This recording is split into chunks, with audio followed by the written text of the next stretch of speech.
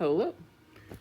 Welcome to my. I wanted to make some art, and I was gonna make some art, and then I was like, oh hey, I need to do that thing for class and make a tutorial. Kind of backtracking way of making art. Tutorial. Yeah, that's it. That's the stuff. So I am on my iPad, and on my iPad, I end up using Procreate a lot. Um, However, this can be easily translated into Photoshop. It's just what I have. It's just easiest for me. It's just I have been working in it so long. And but anyways, the controls are like really the same. I'm not showing you anything that you can't do in Photoshop. It's really very simple. What I am doing is a form of scratch art. And typically, if you would do this traditionally, you would create a surface of like wax crayon, and you could do it whatever colors you kind of want. And then you would end up painting black tempera over it. And then having a utensil use scratch, and because that wax layer is there, it ends up resisting the black paint. The black paint can come off, and so you get this really kind of cool like see-through effect. And so that's what I'm going for here. I had kind of already started this, so what you're going to see is a lot of undoing, or redoing I should say. I undid all the way back to the very beginning, so that way I could make sure that you kind of see it from its scratch form.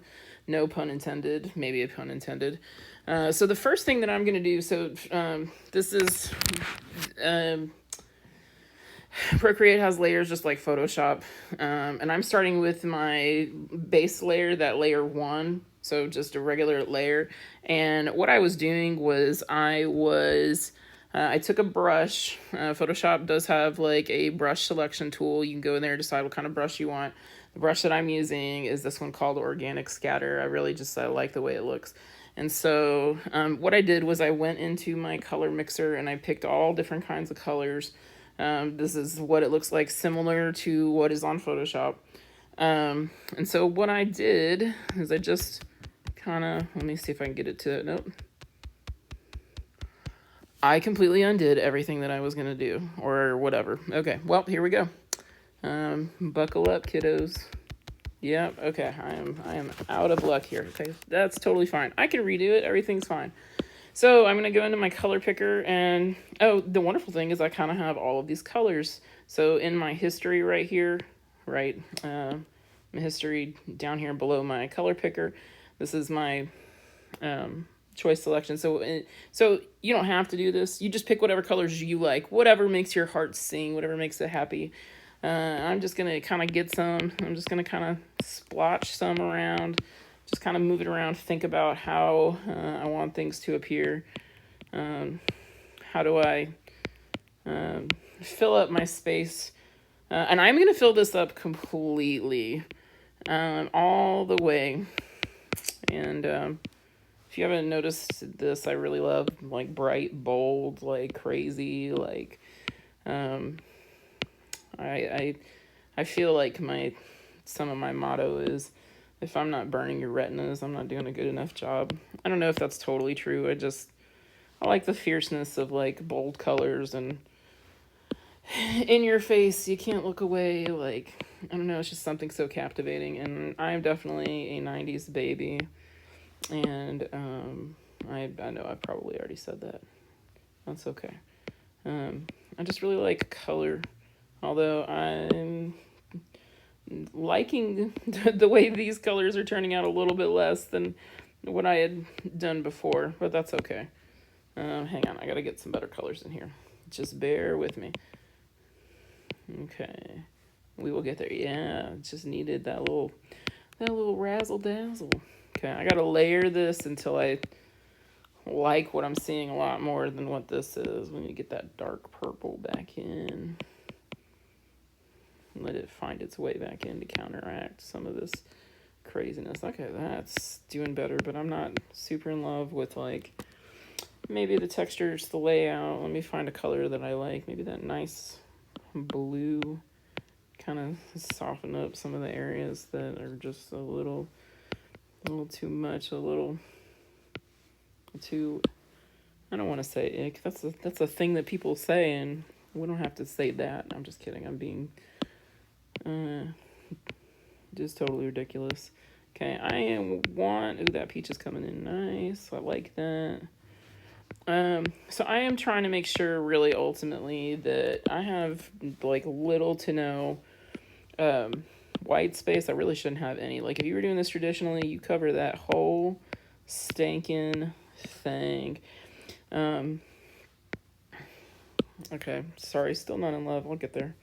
I think it's the color. I don't like that color. Let's try this. Pink is my rescue color. Rescue me. See? Okay, all right. Yeah, okay, all right. Let me undo that last one.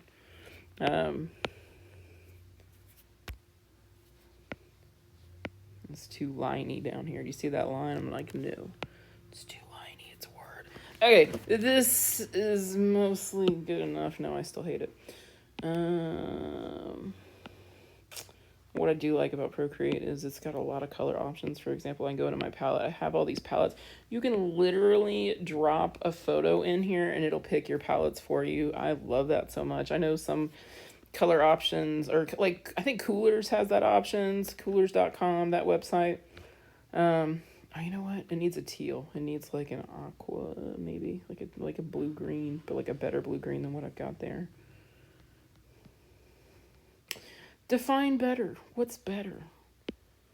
Let's try this little bit of pop of dark. Okay. Okay. There we go. Okay, so here's what I'm going to do. I'm going to go back to my layers. I'm going to add on a whole nother sheet. Now, you can do this one of two ways. I'm going to add on a second layer. I'm going to go... So I can do either black or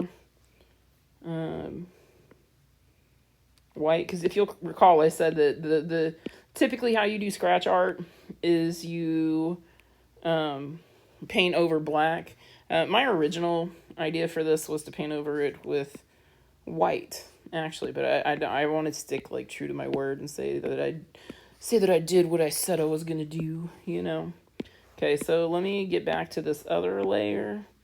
Okay, so I mean that's a blue. I'm sorry, it's kind of dark in here. I guess I can't see that color as well as I would hope. Okay, so I've got a white layer, a black layer. I am gonna use white. I just want you to know it could be done with black. It's traditionally done with black, but I'm not gonna do that. So what I did here was I slid this panel over, and then it shows me I can just delete that layer right there. So that's what I did. Okay, now I am going to... I have an image. I wanted to do this with a cat. So I went to a website. I went to that website to figure out if I could even record on the iPad. I went to this website, unsplash.com, which is a website where you can get stock images for free, and they're just nicer quality. There's a couple of websites that do this. Unsplash was just the first that came to mind. And I chose a picture. I chose this picture right here. This pretty kitty right here. And so here's what I'm going to do. I'm going to go back in here. And this is the cool thing about Procreate. So one thing that you can do is you can like export time lapses if you go to Canvas.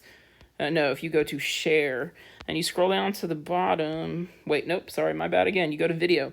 You go to Export Time Lapse Video. You can like record yourself doing this process, which is really nice. Whatever your painting process is, you can record it. And I'm sure a person who's like into social media and stuff, that's a great way for like people to witness you in action and also provide that like ASMR type vibe for people who are into that kind of stuff.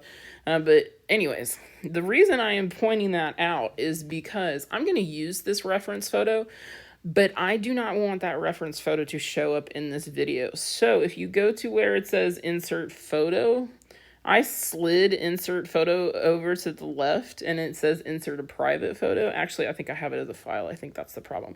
So I did the same thing with file, and then I'm going to click insert private file. I'm going to go to recent, and there is my cat picture right up there.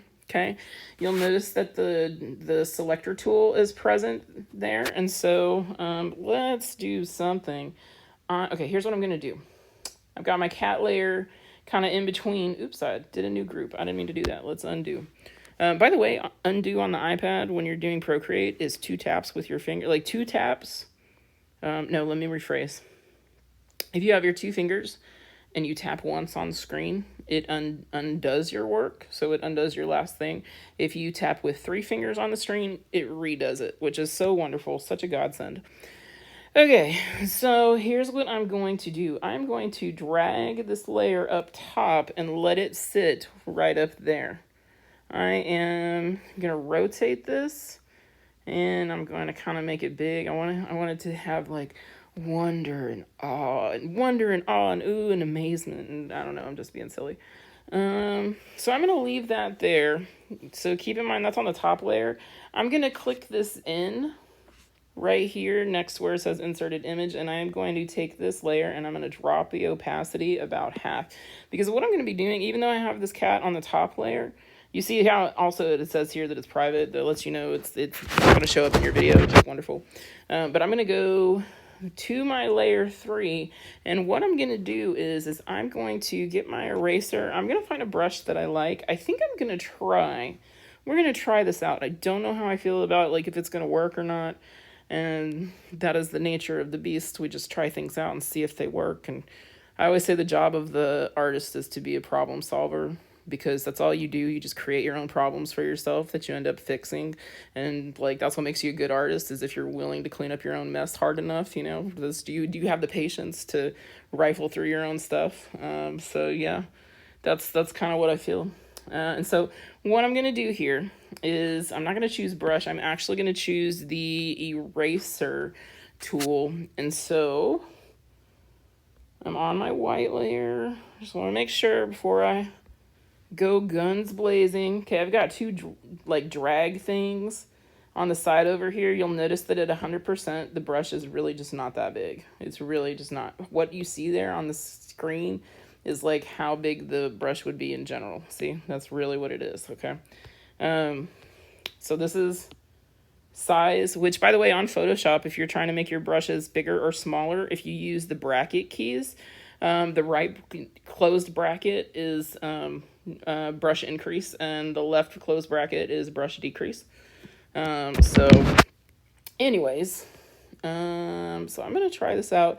This is opacity. That's how much like flow you're getting in your brush. I'm going to leave it at full, and let's see. Cross your fingers for me, folks. This is high stakes pressure. Can I pull off some nice clean lines?